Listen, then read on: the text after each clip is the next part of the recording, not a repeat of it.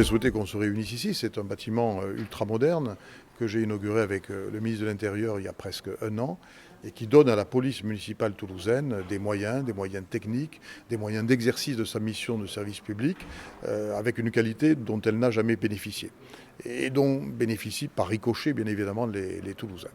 Depuis 10 ans que je suis maire, j'ai fait de la sécurité une priorité majeure. Nous avons consacré des moyens qu'aucune municipalité n'avait mobilisés jusque-là pour doubler, et même plus que doubler, le nombre de policiers municipaux, pour passer de 21 caméras de vidéoprotection à 639, pour équiper de matériel moderne nos policiers municipaux, pour augmenter leur présence sur le terrain. On a doublé le nombre de patrouilles dans les quartiers. Il y a des quartiers, les quartiers politiques de la ville où la police municipale n'allait pas.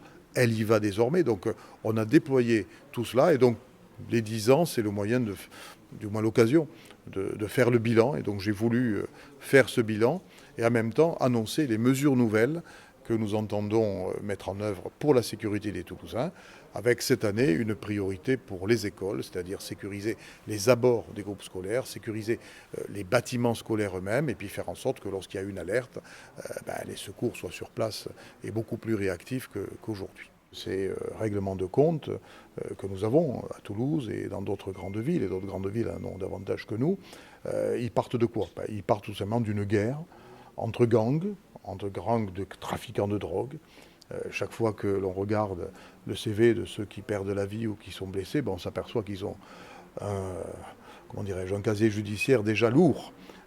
Pourquoi? Parce que ce sont des groupes de dealers qui se font la guerre pour contrôler un territoire de deal. Donc vraiment, si on veut éradiquer cela et donc rétablir la tranquillité qui est atteinte dans ces quartiers au détriment de ceux qui y vivent, il faut que la police nationale ait davantage de moyens et surtout que les moyens augmentés qu'elle aurait soient consacrés davantage à faire des enquêtes.